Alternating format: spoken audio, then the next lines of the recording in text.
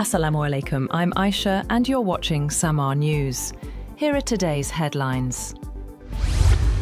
An alliance between the Afghan Taliban and militant group Fitna al-Khawarij has been exposed after the arrest of a suicide bomber in South Waziristan. Frontier Corps Khyber Pakhtunkhwa South arrested the suspect from Kandahar, who revealed that young Afghans are being recruited and radicalized to target Pakistan's forces. He confessed that he was trained in South Waziristan under a commander named Ammar Hamas, who taught recruits how to carry out suicide attacks. The bomber said he realized during training that Pakistani soldiers are also Muslims and such attacks are religiously forbidden.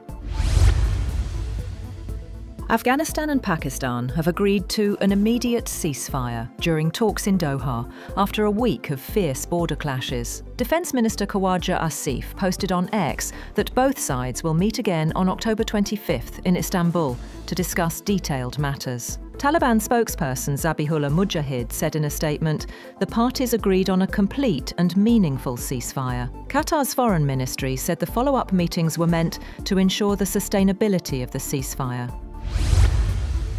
Pakistan marks a historic milestone in its space journey with the successful launch of its first hyperspectral imaging satellite, HS-1, from China. The satellite promises to revolutionize environmental monitoring, urban planning and agricultural management across the country. The HS-1 hyperspectral imaging satellite is equipped with cutting-edge sensors capable of capturing data across 130 spectral bands, allowing for detailed observation of land, water and atmospheric conditions. Israeli Prime Minister Benjamin Netanyahu has announced that Israel's ongoing conflict with Hamas will now officially be called the War of Redemption, replacing its previous title, Swords of Iron. Speaking at the start of the weekly cabinet meeting in Jerusalem, Netanyahu said he was submitting the proposal to give the war a permanent name, calling it a defining moment in Israel's history. Israeli media has reported that the Israeli military has launched an attack on Gaza amid ongoing blame trading between Israel and Hamas over ceasefire violations. The truce, brokered by the United States, aimed to bring an end to the months-long war in the besieged enclave. So far, there has been no official comment from the Israeli military on the reported strikes.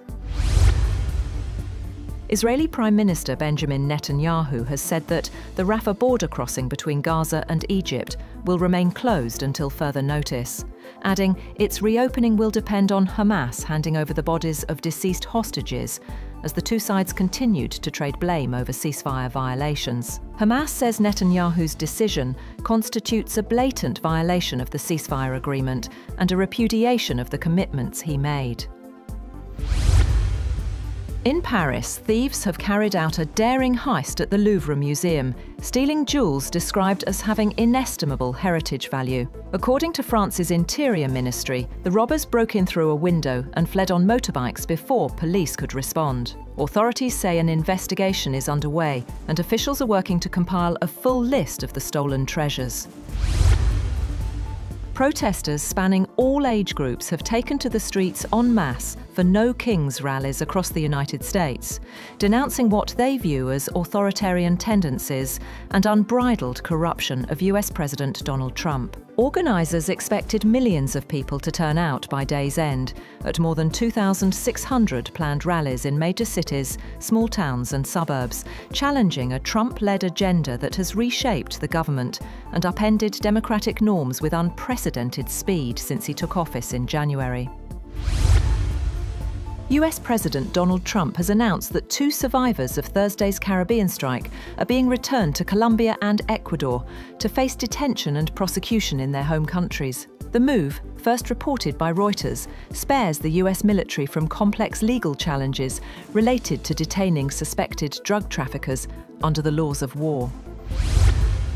The Netherlands Economy Minister says he will meet a Chinese government official in the coming days to discuss the standoff over chipmaker Nexperia. The Dutch government seized control of Nexperia, a subsidiary of China's Wingtech, on September 30th, citing national security concerns. In response, Beijing banned exports of the company's finished products, raising fears of disruption across global auto supply chains.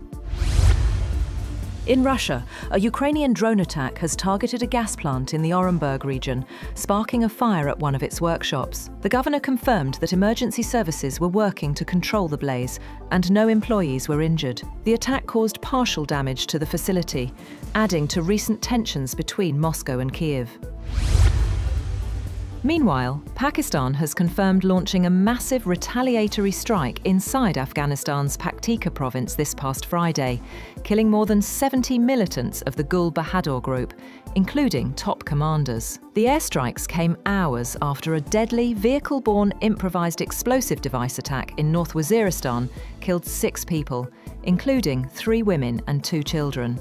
Islamabad says the operation was based on confirmed intelligence and was part of its zero-tolerance policy against Fitna al-Khawarij. Kabul has condemned the strikes, calling them a ceasefire violation, while Pakistan insists only terrorist hideouts were hit. China and the United States have agreed to hold another round of trade negotiations next week as both sides move to prevent another costly tariff war. The decision follows Beijing's sweeping controls on its rare earths industry, which prompted US President Donald Trump to threaten 100% tariffs on Chinese imports. Trump also warned he may cancel his planned meeting with President Xi Jinping later this month on the sidelines of the APEC summit in South Korea.